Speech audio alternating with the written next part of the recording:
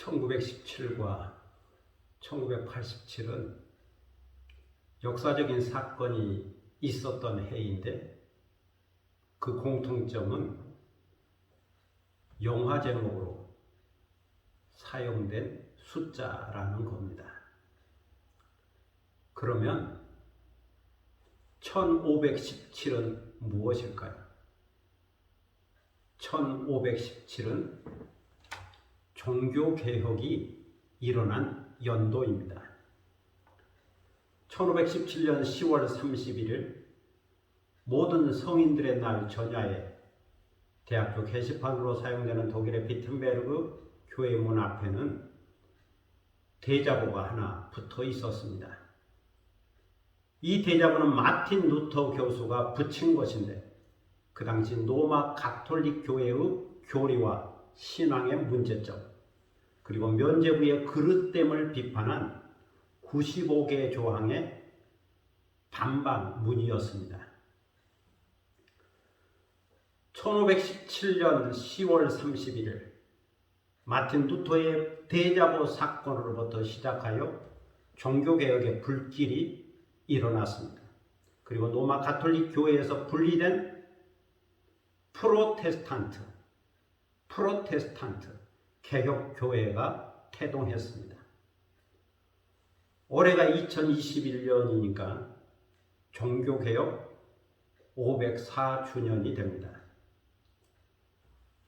그 당시 중시의 가톨릭 교회는 부패한 교회였죠. 특히 신학적으로 신앙적으로 부패하고 타락했습니다. 여기에는 윤리적인 문제도 있었지만 본질적으로는 신앙적인 문제가 더욱 심각했습니다. 그래서 이런 잘못과 문제점을 바로잡기 위하여 일어난 것이 종교개혁이었죠. 종교개혁이 일어났던 16세기에 가장 문제가 되었던 신학적 주제는 구원론이었습니다. 구원론. 어떻게 하면 구원 얻을 수 있는가? 어떻게 하면 하나님 앞에서 의로울 수 있는가? 이것이 핵심이었습니다. 이러한 문제에 대해 로마 가톨릭 교회는 시원한 답변을 주지 못했죠.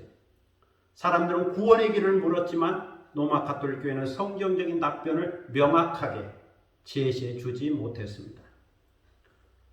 그 대신 로마 가톨릭 교회는 교황이 만든 면죄부에 구원이 있다고 가르쳤어요. 면죄부에 구원이 있다. 면죄부란 죄를 사해주는 티켓이죠.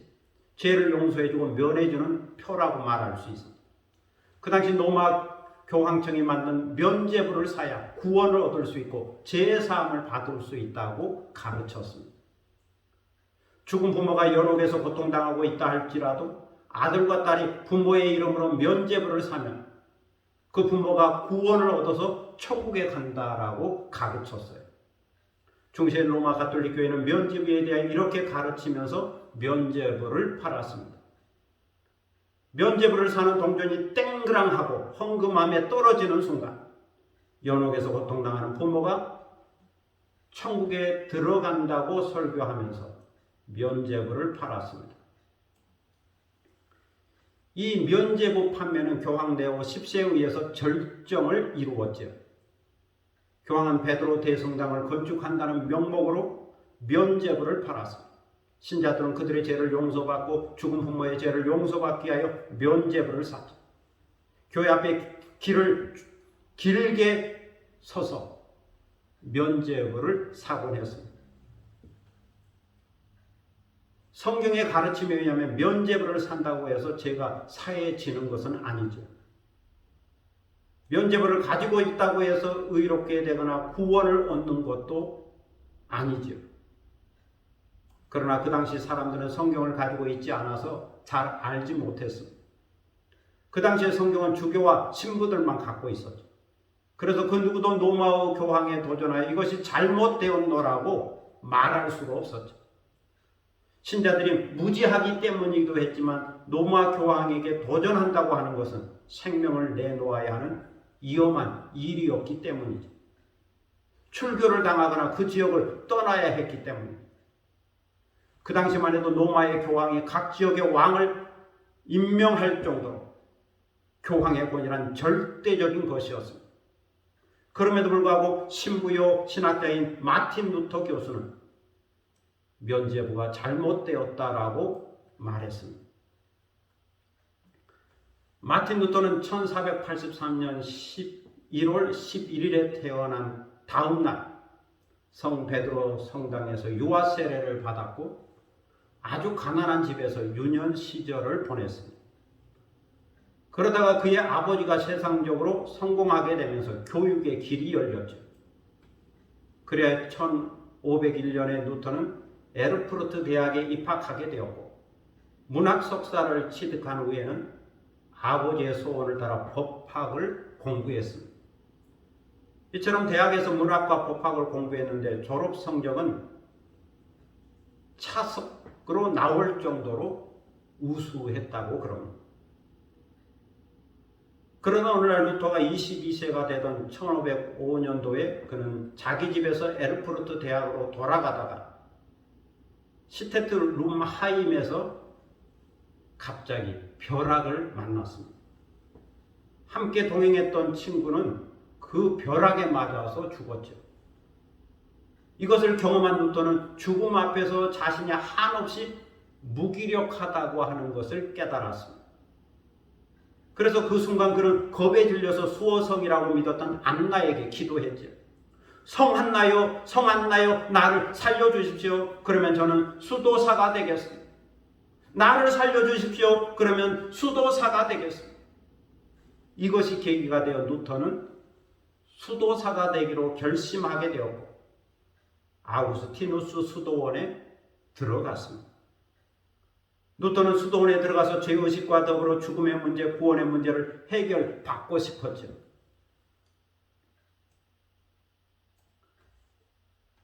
그러나 루터의 수도원 생활은 그에게 영혼의 자유를 주지 못했습니다. 수도원의 일과와 고행이 그의 죄 문제를 해결해 주지 못했죠. 높은 성경 계단을 무릎을 꿇고 올라가 보았지만 그런 고행이 죄로부터 자유를 주지 못했습니다. 젊은 신부였던 루터는 거의 날마다 수도원장 앞에서 마루에 엎드린 채 내 죄로소이다, 내 죄로소이다, 제게 하나님의 자비와 당신의 자비를 주옵소서라고 부르짖으며 애걸 했습니다. 수도원장은 죄 때문에 고통스러워하고 있는 루터에게 빈곤과 동정과 순종이 항상 너에게 따라야 한다라고 말해 주었죠. 그러나 루터는 그 어디에서도 자유함을 얻지 못했습니다. 평안을 얻지 못했습니다. 그렇게 마틴 루터는 수도원 생활을 하면서 신학을 공부하고 성경을 연구했죠. 그리고 로마서를 연구하다가 복음의 놀라운 진리를 깨달았습니다. 루터가 자신의 무거운 죄로부터 해방되는 길을 찾기 위해서 조그만 탑 속에 앉아 성경을 읽고 있던 1508년 어느 날 로마서 1장 17절 말씀이 그의 마음을 두드렸습니다. 복음에는 하나님의 의가 나타나서 믿음으로 믿음에 이르게 하나니 기록된 바 오직 의인은 믿음으로 말미암아 살리라 함과 같으니라.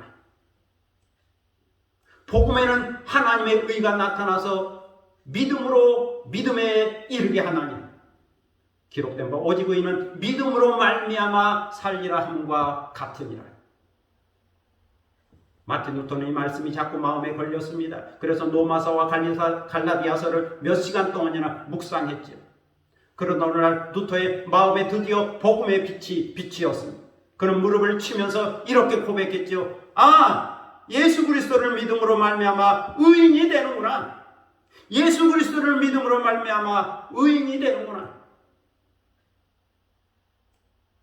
여기서 루터는 복음에 대한 통찰력을 얻었습니다. 그리고 이 복음에 대한 깨달음을 1515년부터 시작한 그의 로마서 강의에서 이렇게 말하고 있습니다. 하나님의 의가 복음에 계시되었고 복음은 예수 그리스도의 십자가와 부활을 통하여 나타난 구원의 은총입니다. 예수 그리스도는 십자가에서 희생하심으로써 하나님의 의를 이루시고 성취하셨습니다. 이러한 예수님의 의가 믿음을 통하여 우리에게 전달되고 이동될 때 우리도 동시에 의롭게 됩니다. 다시 말해서 우리는 전혀 의롭지 않음에도 불구하고 예수님 때문에 믿음으로 의롭다는 인정을 받게 됩니다. 바로 이것이 복음입니다. 그래서 복음은 기쁜 소식이요 좋은 소식이요 승리의 소식입니다. 율법과 진노를 이기는 승리요 모든 속박으로부터 벗어나는 승리요 죄와 사망으로부터 구원과 자유를 얻는다고 하는 승리의 소식입니다. 이처럼 로마서 1장은 우리에게 복음이라고 하는 기쁜 소식, 승리의 소식, 해방의 소식을 전해주고 있습니다. 이 복음은 하나님께서 예수 그리스도에 관하여 미리 약속하신 것입니다. 이 복음은 모든 믿는 자에게 구원을 주시는 하나님의 능력입니다. 하나님의 지혜입니다. 하나님의 사랑입니다. 이 복음의 핵심은 십자가에 달리시고 부활하신 예수 그리스도입니다. 이 복음에 하나님의 의가 나타나 있죠. 하나님의 의가 드러나 있죠. 하나님의 의가 계시되어 있죠. 이것을 로마서 1장 17절에서 말씀합니다. 오직 의인은 믿음으로 말미암아 살리라. 오직 의인은 믿음으로 말미암아 살리라. 그런데 여기서의 의는 믿음으로 얻는 의입니다. 오직 예수 그리스도를 믿음으로 의인이 됩니다. 의로운 존재가 되고 구원 없는 존재가 됩니다. 이것은 어떤 행위로 인한 의인이 아닙니다. 어떤 공로로 인한 의인이 아닙니다. 어떤 호행도 아니고 어떤 선행도 아니고 어떤 착한 일도 아니고 십자가에 달리시고 부활하신 예수 그리스도를 믿음으로 말미암아 의인이 된다는 것입니다.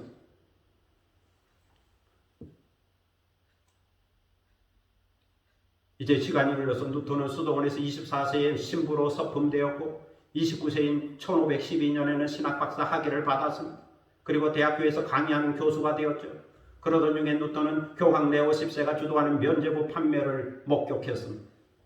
시민들이 면죄부를 사기 위하여 줄을 서서 기다리는 것을 보았습니다. 그래서 이것은 아니다! 이것은 아니다! 생각하고 1517년 10월 31일에 대학교 게시판으로 사용하는 독일의 비텐베르그 교회 문 앞에 면죄부의 그릇됨을 반박하는 95개의 조항을 내걸었습니다. 이것은 로마 가톨릭 교회에게 도전하는 용기 있는 행위였고 이 사건으로 인하여 종교개혁의 불길이 유럽 전역에 퍼져 나가게 되었습니다.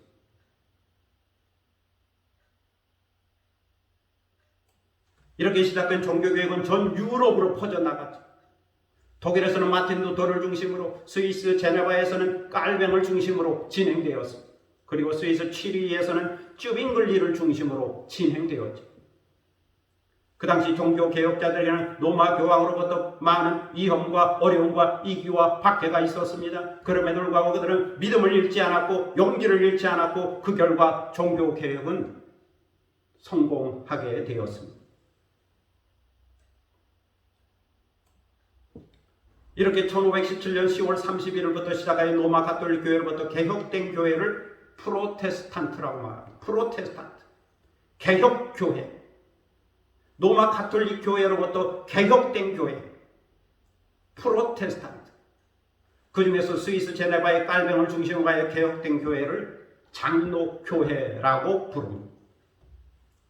그 당시 종교개혁자들이 주장한 모토가 있었죠. 모토란 좌우명이요, 슬로건이요, 신앙의 원리요, 신앙 고백을 가리키는 말. 종교개혁자들의 모토, 신앙적인 정신, 신앙적인 고백이 있었죠. 첫째는 오직 성경입니다. 솔라 스크립투라.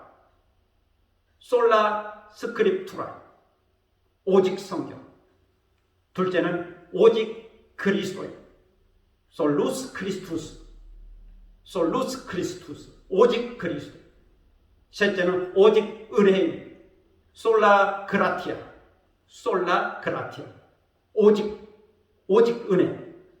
넷째는 오직 믿음입니다. 솔라 피데. 솔라 피데. 오직 믿음. 다섯째는 오직 하나님께 영광을. 솔리데오 글로리아. 솔리데오 글로리아. 오직 하나님께 영광. 이 다섯 가지가 종교개혁자들의 정신이요, 신앙 고백이요, 모토입니다. 2001년 10월 31일 540년 종교개혁 기념일을 맞이하여 개혁자들의 믿음을 깨닫고 오직 예수 그리스도를 믿음으로 의와 구원을 얻는 여러분이 되시기를 축복합니다. 기도하겠습니다. 하나님 아버지 은혜를 감사합니다. 종교개혁 기념일을 맞이하여 종교개혁자들의 말씀과 가르침과 정신과 용기와 믿음에 대하여 들었습니다. 특별히 마틴 루터에 관한 이야기를 들었습니다. 로마 가톨릭 교회에서 개혁하기 위하여 오직 예수 그리스도, 오직 은혜, 오직 믿음을 강조하면서 믿음으로 의롭다 함을 얻는다고 하는 이 귀한 진리를 저희에게 가르쳐 주었습니다. 그러므로 저희들이 이 귀한 진리를 깨닫게 하시고 오직 믿음으로 말미암는, 예수 그리스도를 믿음으로 말미암는 의를 얻게 하시고 의인된 존재로 살아갈 수 있도록 은혜를 베풀어 주옵소서. 이 복음에 하나님의 의가 계시되어 있습니다. 하나님의 사랑이 계시되어 있습니다. 하나님의 지혜가 계시되어 있습니다. 하나님의 능력이 계시되어 있습니다. 복음의 핵심은 예수 그리스도, 그 예수 그리스도를 믿음으로 구원에 이른다, 의에 이른다. 이 귀한 진리를 깨닫게 하시고 오직 믿음으로 의를 얻는 저희들이 되도록 은혜를 베풀어 주옵소서. 지금은 주 예수 그리스도의 무한하신 은혜와 아버지 하나님의 극진하신 사랑과 성령의 감동과 교통하심과 충만케 하시니 종교개혁자들의 정신을 이어받아 오직 믿음으로, 오직 은혜로, 오직 예수 그리스도로, 오직 하나님께 영광을 돌리며 사는 사랑하는 모든 학생들 머리 위에와 지도하시는 선생님들 머리 위에 지금부터 영원토록 함께 하시기를 간절히 축원하옵나이다. 아멘.